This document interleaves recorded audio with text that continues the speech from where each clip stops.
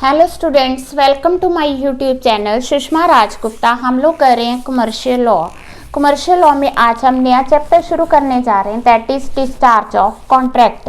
चलिए शुरू करते हैं।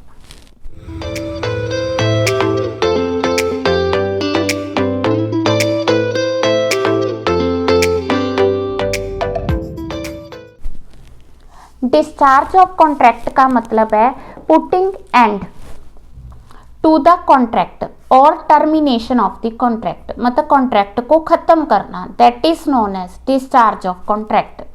ठीक है, तो किस तरह से हो सकता है? जब हम इसे परफॉर्म करते हैं तो डिस्चार्ज ऑफ कॉन्ट्रैक्ट होगा। इसके अलावा कॉन्ट्रैक्ट डिस्चार्ज करने के कई मेथड्स हैं। ठीक है, हम लोग वन बाय वन वो मेथड्स करेंगे। बहुत ही इंपॉर्टेंट क्वेश्चन बनता है, how we will discharge of contract. ये 15 मार्क्स का लेंथी क्वेश्चन है, तो इसमें आपको सारे मेथड्स भी आ सकते हैं, कोई एक मेथड जो है उसका भी आपको फुली एक्सप्लेन करना आ सकता है। तो सबसे पहले डिस्चार्ज बाय एग्रीमेंट। हम लोग जानते हैं कि जो कॉन्ट्रैक्ट है वो म्यूचुअल एग्रीमेंट से बनता है।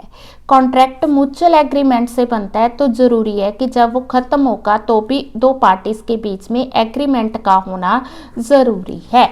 तो कॉन्ट्रैक्ट को हम एग्रीमेंट से डिस्चार्ज कर सकते हैं। जब हमने कॉन्ट्रैक्ट को एग्रीमेंट से डिस्चार्ज करना है तो उसमें आगे पॉइंट आता है नोवेशन का। नोवेशन का मतलब है कि एक नया कॉन्ट्रैक्ट फॉर्म करना, पुराने की जगह नया कॉन्ट्रैक्ट। नोवेशन मीन्स कुछ नया करना। So contract so replace is known as discharge by novation. समझ के, ए और बी के बीच में कोई एग्रीमेंट था कि हमने जो है 1 अगस्त को गुड्स डिलीवर करनी है। अब उन्होंने क्या किया, 1 अगस्त की जगह नया कॉन्ट्रैक्ट किया कि जो गुड्स डिलीवर होंगी 1 सितंबर को होंगी। तो पुराना कॉन्ट्रैक्ट खत्म हो गया, डिस्चार्ज हो गया, उसकी जगह नया कॉन्ट्रैक्ट आ गया। ठीक है, अब नोवेशन के आगे दो मेथड्स हैं। जहाँ तो दो पार्टीज हैं वो सब्सटीट्यूट हो जाती, या तो ए बी की जगह यहाँ पे एक्स वाई आ गया तो भी उसे नोवेशन कहा जाएगा, या कॉन्ट्रैक्ट नया आ गया तो भी उसे नोवेशन कहा जाएगा।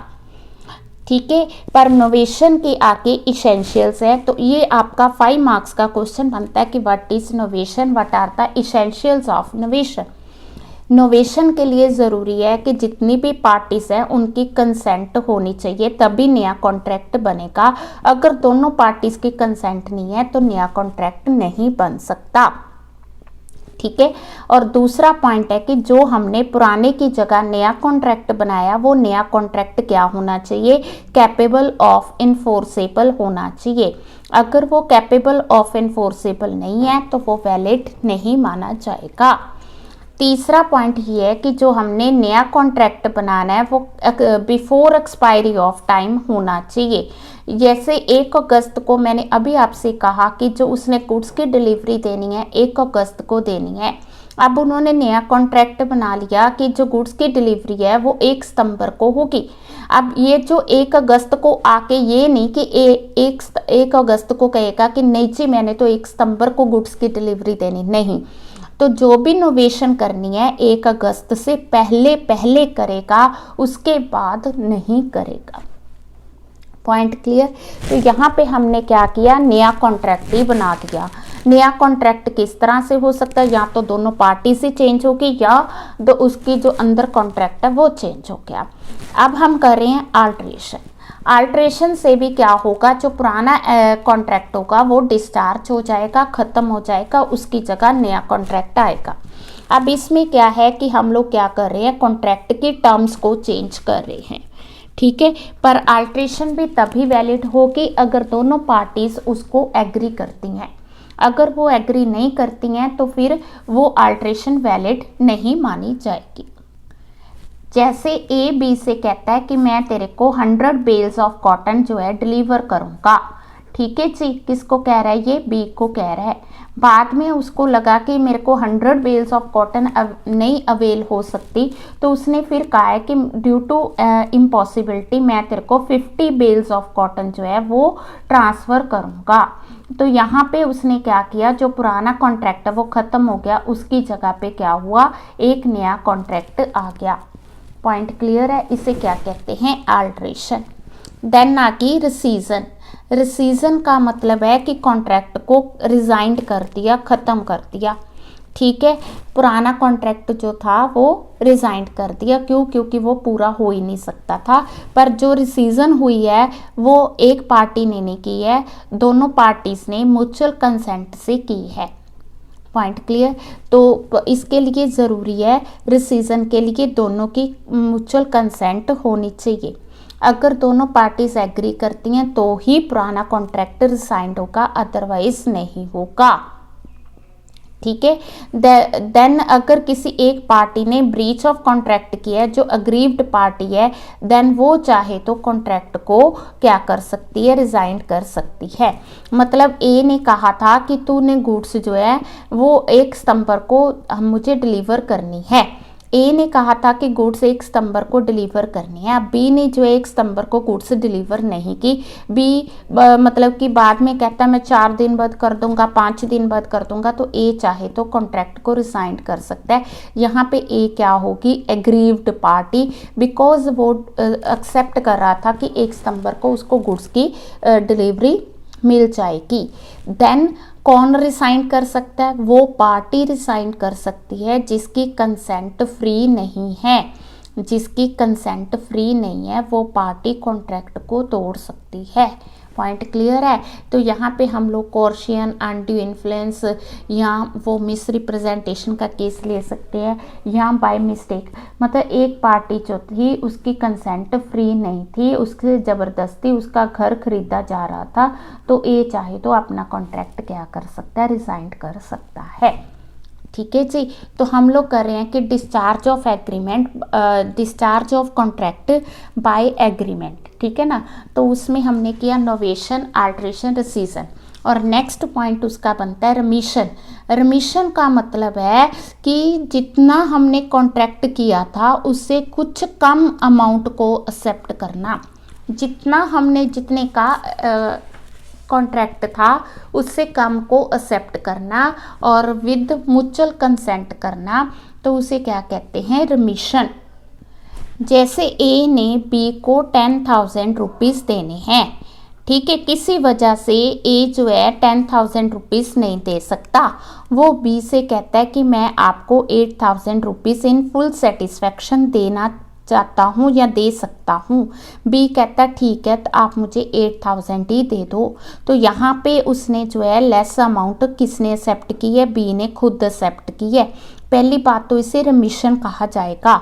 दूसरी बात ये है कि जब ए ने कहा है कि मैं 8,000 दे सकता हूँ, बी कहता ठीक है 8,000 ही पे कर दो, देन बाद में बी 2,000 क्लेम नहीं कर सकता, तो it is called remission. Next आ गया वेवर।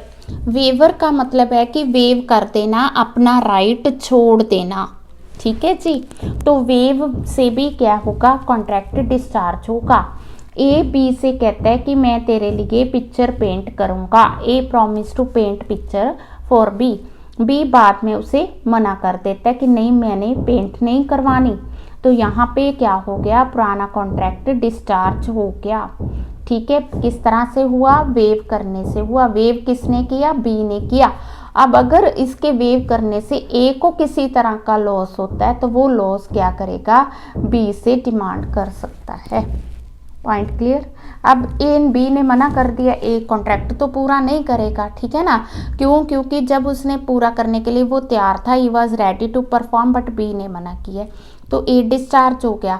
बट ये है कि अगर बी की डेट की वजह से वो किसी और को वो टाइम नहीं दे पाया तो उसका कोई नुकसान हुआ है, तो वो नुकसान क्या कर सकता है? क्लेम कर सकता है। देन आ गया अकॉर्ड एंड सेटिस्फैक्शन। अकॉर्ड का मतलब है कि जितना हमने प्रॉमिस किया उससे कम को एक्सेप्ट करना। ठीक है ना, under the old contract. Satisfaction का मतलब है कि उस स्मॉलर अमाउंट को ही पूरा सेटिस्फाई मानना। वही चीज़ जो हम ऑलरेडी कर चुके हैं कि ए ने बी को 10,000 रुपीज़ देने थे। अब ए जो है वो कहता है कि मैं क्या कर सकता हूँ? लेस अमाउंट पे कर सकता हूँ, 8,000 रुपीज़ ही पे कर सकता हूँ, तो ये हो गया अकॉर्ड। अब बी कहता है ठीक है तो 8,000 ही पे कर दे, और वो उससे बाकी पैसे नहीं मांगता, तो इसे क्या कहेंगे? सेटिस्फैक्शन। ठीक है जी। तो इस तरह से भी क्या होगा, कॉन्ट्रैक्ट डिस्चार्ज हो जाएगा। पॉइंट क्लियर है। तो कॉन्ट्रैक्ट इस तरह से हम डिस्चार्ज कर सकते हैं। Then discharge by performance, performance से तो कॉन्ट्रैक्ट डिस्चार्ज होगा ही होगा। परफॉर्मेंस कैसे है, ए ने गुड्स डिलीवर करनी है, बी ने उसकी पेमेंट करनी है। ए गुड्स की डिलीवरी देगा, ठीक है ना, जिसके बदले बी उसकी पेमेंट करेगा। तो ये क्या हो गया, कॉन्ट्रैक्ट बाय परफॉर्मेंस, जिसमें दोनों पार्टीज ने अपने अपने हिस्से की परफॉर्मेंस दे दी है, तो उसे कहेंगे contract by discharge by performance. इसके अलावा discharge by operation of law, operation of law का मतलब है कि लीगली भी कॉन्ट्रैक्ट डिस्चार्ज होगा। ठीक है, तो कहने का मतलब ये है कि अगर इंसॉल्वेंसी, अगर दो पार्टीज में से एक पार्टी इंसॉल्वेंट हो जाती है तो कॉन्ट्रैक्ट क्या हो जाएगा, डिस्चार्ज हो जाएगा। किस तरह से डिस्चार्ज होगा, बाय ऑपरेशन ऑफ लॉ होगा। ठीक है जी। अब जो है कि जैसे ए इंसॉल्वेंट हो गया, उसकी सारी प्रॉपर्टी ऑफिशियल रिसीवर के पास चली गई, अब पता नहीं गुड्स की डिलीवरी होगी नहीं होगी, तो उस केस में क्या माना जाएगा, discharge by operation of law. Second आ गया मर्जर। मर्जर का मतलब है कि जैसे कोई एक बड़ी चीज़ छोटी को कवर कर लेती है। ठीक है, ए के पास कुछ ज़मीन लीज पे पड़ी थी, ठीक है, अब लीज जो है अभी 20 ईयर्स की है। ठीक है, इन बिटवीन क्या हुआ, ए ने सोचा क्यों ना मैं ये प्रॉपर्टी खरीद लूँ। अब उसने लीज वाली प्रॉपर्टी को क्या किया, बाय कर लिया। अब जो लीज का एग्रीमेंट था वो ख़त्म हो गया, उसकी जगह कौन सा नया एग्रीमेंट आ गया, ऑनरशिप का आ गया। तो इस तरह मर्जर से भी क्या होगा, पुराना एग्रीमेंट, पुराना कॉन्ट्रैक्ट कैंसिल हो सकता है।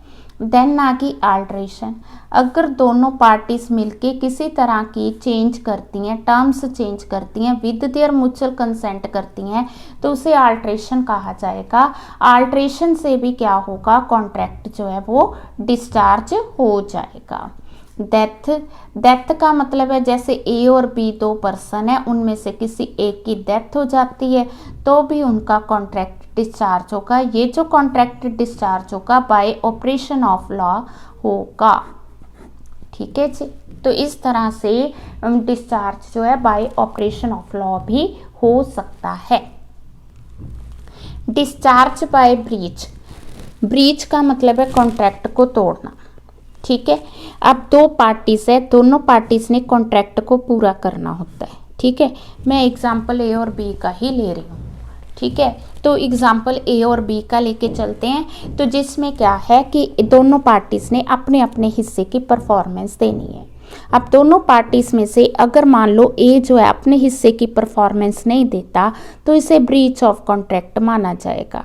अब उसने अपने हिस्से की परफॉर्मेंस नहीं दी तो ऑब्वियस है कि बी भी अपने हिस्से की परफॉर्मेंस नहीं देगा। ए ने गुड्स डिलीवर नहीं की तो बी पेमेंट नहीं करेगा। ठीक है, मान लो ए ने एडवांस देना था, बी ने गुड्स डिलीवर करनी थी, ए ने एडवांस नहीं दिया तो बी ने गुड्स डिलीवर नहीं की, तो इसे क्या माना जाएगा, ब्रीच ऑफ कॉन्ट्रैक्ट माना जाएगा। जब ब्रीच ऑफ कॉन्ट्रैक्ट होगा तो पुराना कॉन्ट्रैक्ट अपने आप ही डिस्चार्ज हो जाएगा, इसे डिस्चार्ज ऑफ कॉन्ट्रैक्ट भी कहा जाएगा। पॉइंट क्लियर है। अब जो ब्रीच है ये दो तरह की है, एक होती है एक्चुअल ब्रीच, एक होती है एंटीसिपेटरी ब्रीच। पहले हम करते हैं एक्चुअल ब्रीच क्या है। एक्चुअल ब्रीच भी आगे दो तरह की है, एक तो breach when performance is due, जब परफॉर्मेंस जो है वो ड्यू है। पहला पॉइंट आ गया, when the performance is due.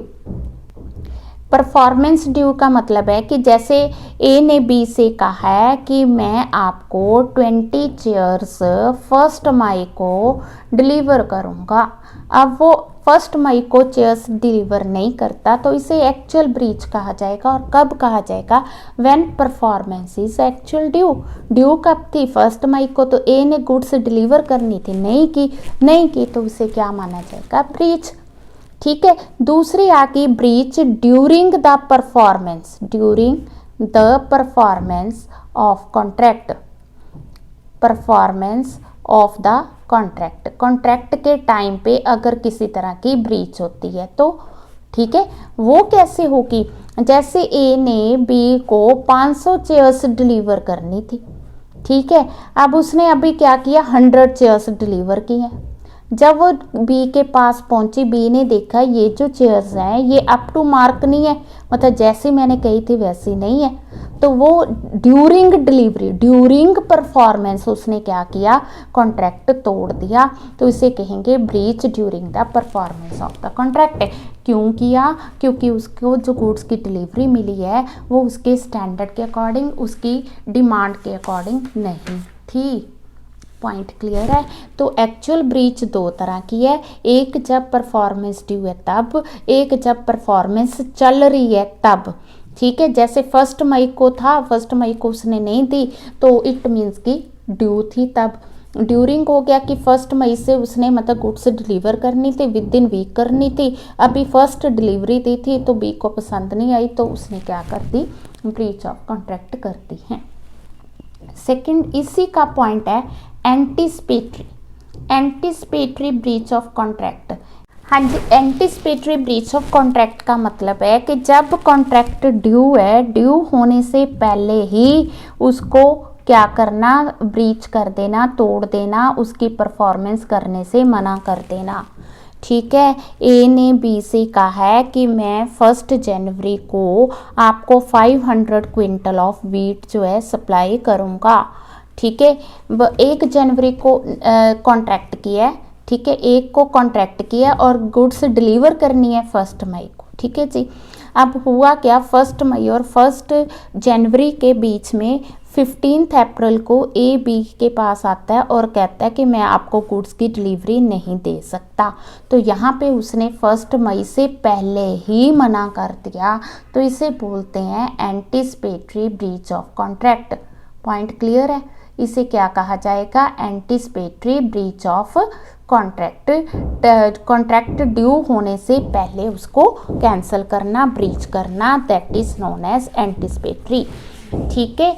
अब इसके कंसिक्वेंसेस क्या है, कंसिक्वेंसेस हैं इसके कि हम इसको क्या मानेंगे, ठीक है। अभी ड्यू डेट तो 1 मई है, तो फर्स्ट पॉइंट है कि जैसे ए बी के पास 15 अप्रैल को क्या वो कहता है कि मैं गुड्स की डिलीवरी नहीं दूंगा, बी उसको कैंसिल मान लेता है, बी क्या करता है उसको मान लेता है, अज्यूम करता है कि हाँ ठीक है अब उसने मतलब गुड्स की डिलीवरी नहीं देनी है, तो there is a breach of contract, तो वो उससे उसके डैमेजेस क्लेम करता है, ठीक है, जितना उसका लॉस हुआ वो उससे क्लेम करता है। अब सेकंड पॉइंट आ गया कि ए ने 15 अप्रैल को कहा कि मैं 1 मई को गुड्स की डिलीवरी नहीं दूंगा, ठीक है। अब बी कहता कोई बात नहीं मैं वेट कर लेता हूँ, अगर आपका मतलब हो सके तो आप 1 मई को गुड्स की डिलीवरी दे देना। अब इसने क्या किया, इसको स्टिल ऑपरेटिव माना, किसने, बी ने। बी उसे कहता कोई बात नहीं मैं 1 मई तक वेट करूँगा, ठीक है, अगर आप गुड्स की डिलीवरी दे सके तो दे देना। अब 1 मई को अगर बी मान लो ए गुड्स की डिलीवरी नहीं करता, देन 1 मई को बी उससे डैमेजेस क्लेम करेगा। अब इस चीज़ का बेनिफिट ज़्यादा किसको होगा, ए को बेनिफिट इसका ज़्यादा है। बी को तो सिर्फ इतना बेनिफिट है कि 1 मई को हो सकता है ए जो है उसी चीज़ में स्पेशलाइज हो, वो चीज़ कहीं और से मिल नहीं रही है, तो ए हो सकता है 1 मई को वो चीज़ की गुड्स की डिलीवरी कर दे, ठीक है। बी को सिर्फ इतना बेनिफिट है। ए को क्या बेनिफिट है, ए को बेनिफिट ये है कि वो इस ऑपरेटिव मानेगा, इस कॉन्ट्रैक्ट को ऑपरेटिव मानेगा, अगर उसके पास गुड्स आ जाती हैं तो वो 1 मई को उन चीज़ों की डिलीवरी देगा, ठीक है। अगर मान लो 1 मई को गुड्स नहीं पहुंचती हैं, ठीक है ना, तो इन दैट केस अगर वो क्या होता है कि अगर इन बिटवीन किसी तरह की उन गुड्स की लॉस होती है, गुड्स की लॉस होती है, गुड्स को वो डिलीवर कर नहीं सकता, तो ए को ये बेनिफिट हो गया कि इस लॉस का वो बेनिफिट उठा सकता है, यानी कि देन बी जो है वो डैमेजेस क्लेम नहीं कर सकता, बी कांट क्लेम डैमेजेस, ठीक है जी। तो इसको कहते हैं कि एंटीसिपेटरी ब्रीच को अगर जो है ऑपरेटिव माना जाता है तो, ठीक है, 2 पॉइंट्स हैं। पहला पॉइंट ये है कि एंटीसिपेटरी ब्रीच होगी, तो जो दूसरी पार्टी है उसने क्या किया, उसको ब्रीच मान लिया और डैमेजेस क्लेम कर लिए। सेकेंड पॉइंट है कि वो तो सेकेंड पार्टी कहती नहीं, मैं अभी इसको ऑपरेटिव मानूंगा, मैं वेट करूंगा, अगर आप 1 मई को चाहो तो गुड्स की डिलीवरी दे सकते हो। अब अगर वो 1 मई को गुड्स की डिलीवरी देगा तो ऑब्वियस है दूसरी पार्टी उसकी पेमेंट करेगी। अगर बाय चांस वो डिलीवरी नहीं दे पाया तो उस केस में क्या होगा कि वो 1 मई को जो भी उसके डैमेजेस बनते हैं वो क्लेम करेगी। ठीक है, बट दूसरी पार्टी को ये फ़ायदा है कि अगर गुड्स उसके पास पहुंच जाती है तो वो उसकी डिलीवरी देगा। अगर बाय चांस कुछ ऐसा इम्पॉसिबिलिटी हो जाती है तो उसका बेनिफिट सेकंड पार्टी को होगा। ठीक है जी। देन आ गया discharge by impossibility of performance. कोई भी कॉन्ट्रैक्ट अगर इम्पॉसिबल है तो वो वैलिड नहीं माना जाएगा। ठीक है, कोई भी कॉन्ट्रैक्ट अगर शुरू से ही इम्पॉसिबल है तो वो क्या होगा, वॉइड माना जाएगा। ठीक है, आप इम्पॉसिबिलिटी कैसे, जैसे ए बी से कहता है कि मैं आपके गार्डन में 1 घंटे में मैंगो ट्री जो है वो प्रोड्यूस कर दूंगा, तो यहाँ पे ये चीज़ क्या होगी, इम्पॉसिबल होगी। इम्पॉसिबल है तो इसे क्या माना जाएगा, वॉइड माना जाएगा। ठीक है, अब पॉइंट ये राइज होता है कि ये इम्पॉसिबिलिटी तो जनरल है, पता है कि ये हो ही नहीं सकती। कुछ इम्पॉसिबिलिटी ऐसी है कि वो प्रोमिजोर को पता है, प्रोमिजी को नहीं पता। ठीक है ना, अब प्रोमिजोर को पता है कि ये चीज़ इम्पॉसिबल है, फिर भी वो बी के साथ एग्रीमेंट करता है। इन दैट केस बी किसी तरह का कोई भी खर्चा करता है तो ए क्या होगा, उसके लिए लायबल माना जाएगा। कैसे, जैसे उसने डी ने कहा है पी को कि मैं आपको वेसल सेल कर रहा हूँ, उसे पता था कि वो वेसल जो है एग्जिस्टेंस में है ही नहीं है। अब पी ने उसकी परचेज के लिए जो डॉक्यूमेंट्स थे वो सारे तैयार किए, जिस पे उसका काफ़ी खर्चा आ गया। अब बाद में डी कहता है जी वो तो वेसल है ही नहीं है, भी मैं उसकी डिलीवरी दे नहीं सकता, उसकी डिलीवरी क्या है, इम्पॉसिबल है। तो यहाँ पे पी क्या कर सकता है, उसके डैमेजेस के लिए क्लेम कर सकता है, क्योंकि यहाँ पे जो इम्पॉसिबिलिटी थी वो डी को पता थी। अगर किसी एक पार्टी को इम्पॉसिबिलिटी और परफॉर्मेंस का पता है देन वो लायबल होगा। अब आगे इम्पॉसिबिलिटी भी 2 तरह की है, initial impossibility then subsequent impossibility. Initial impossibility वो है जो कि एग्रीमेंट के टाइम हमें पता होती है, उसे इनिशियल जो है इम्पॉसिबिलिटी कहा जाता है। ठीक है, जो ए और बी दोनों को पता है कि ये काम हो ही नहीं सकता। जैसे अभी हमने एग्जांपल लिया है, to grow up the mango tree within a hour, it is not possible.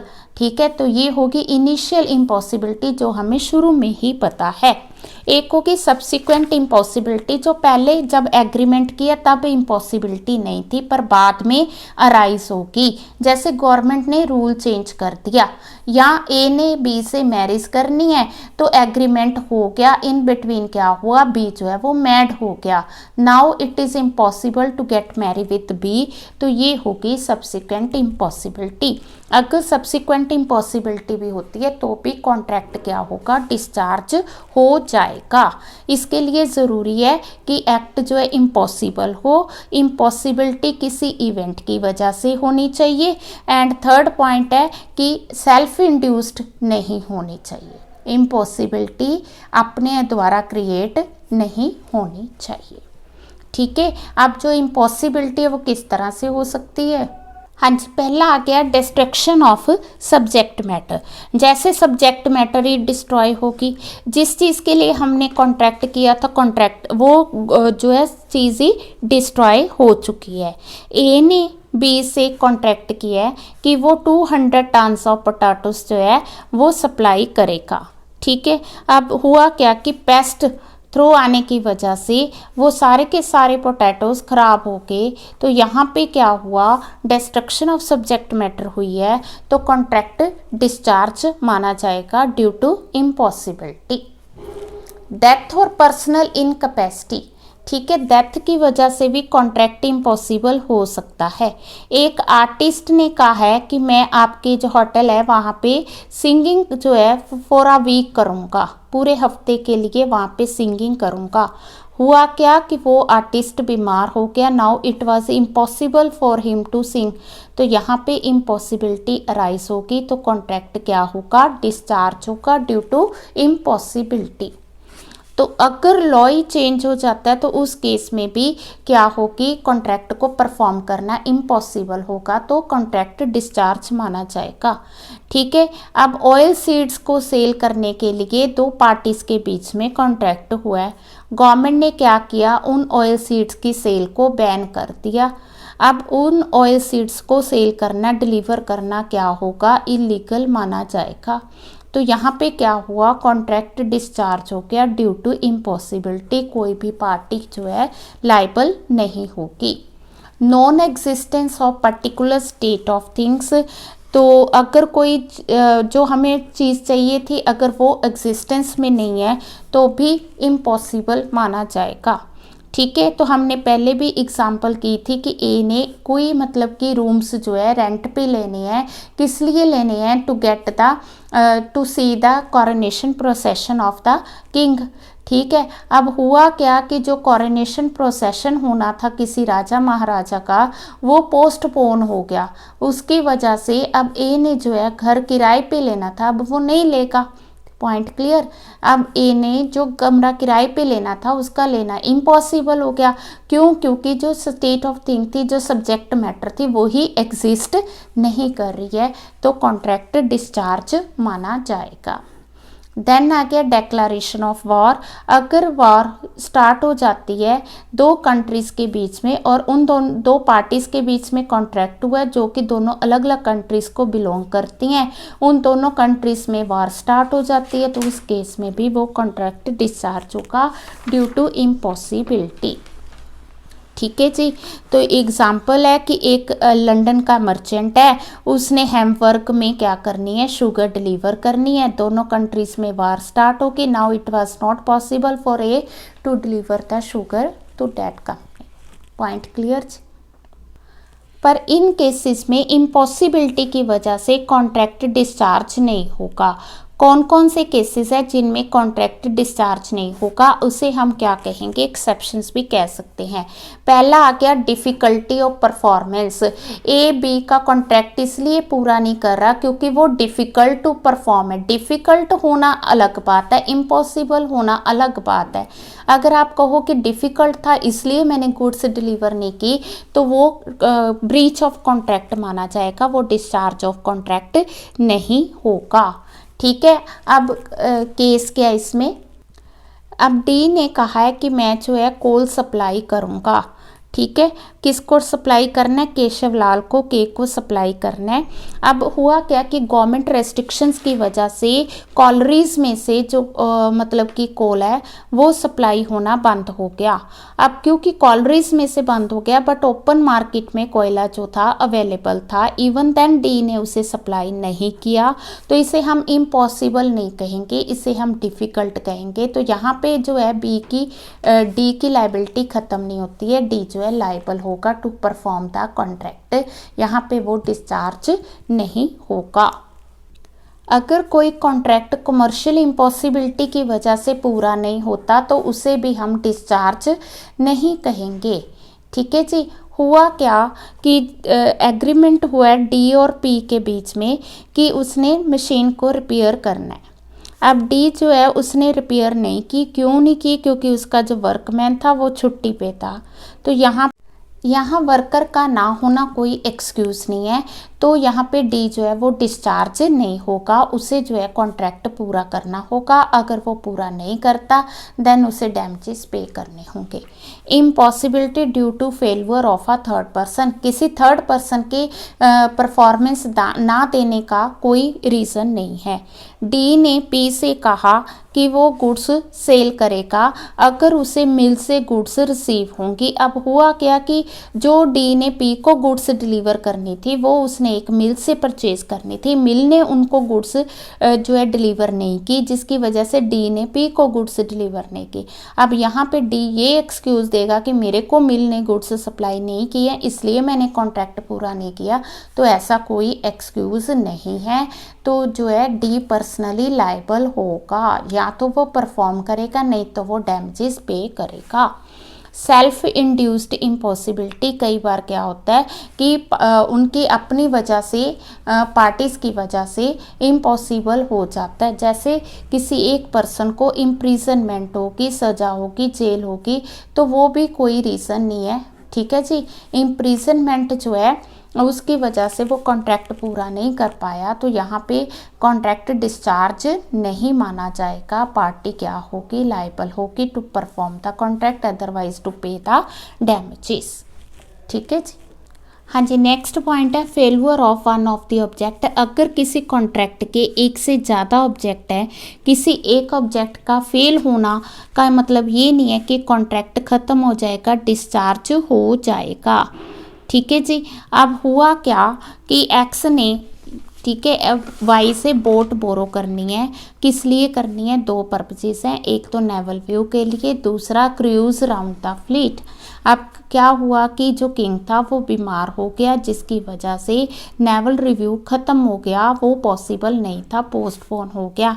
पर क्योंकि वहाँ पे fleet, cruise round the fleet जो थी वो अभी भी सेरेमनी हो रही थी, तो बोट अगर ये कहता है कि नहीं मैंने बोट नहीं लेनी है, तो यहाँ पे गलत है। क्यों? क्योंकि दो ऑब्जेक्ट में से एक ऑब्जेक्ट ख़त्म हो गया बट एक ऑब्जेक्ट अभी भी अवेलेबल है, तो यहाँ पे कॉन्ट्रैक्ट डिस्चार्ज नहीं होगा, ठीक है जी। तो पार्टी को मतलब कि किराए पे वो बोट लेनी पड़ेगी, ठीक है। Then strikes, lockouts and civil disturbance, तो इसकी वजह से हम ये नहीं कहेंगे कि कॉन्ट्रैक्ट डिस्चार्ज होगा। हम पहले भी कर चुके हैं कि एक्स ने कुछ गुड्स को रिपेयर करना था, वो इसलिए रिपेयर नहीं कर पाया क्योंकि उसकी जो वर्कर्स थे वो स्ट्राइक पे थे, तो वर्कर का स्ट्राइक पे होना कोई एक्सक्यूज़ नहीं है कॉन्ट्रैक्ट को परफॉर्म ना करने के लिए, ठीक है जी। Then discharge by lapse of time, जब कॉन्ट्रैक्ट का टाइम ही ख़त्म हो जाता है तो भी कॉन्ट्रैक्ट डिस्चार्ज माना जाएगा, ठीक है। तो ये तो था पूरा lesson discharge of a contract. Lengthy question बनता है तो इसमें आपको एक पूरा क्वेश्चन भी आ सकता है और इसके अलावा आपको इम्पॉसिबिलिटी का क्वेश्चन भी 15 मार्क्स का आ सकता है, ठीक है। आप लोगों ने इसी तरह एग्जाम्पल और केसेस दे के क्वेश्चन को अच्छा बनाना है, ठीक है। वीडियो अच्छी लगी वीडियो को लाइक करें, चैनल को अभी तक नहीं सब्सक्राइब किया तो ज़रूर सब्सक्राइब करें। Thank you, thanks for watching.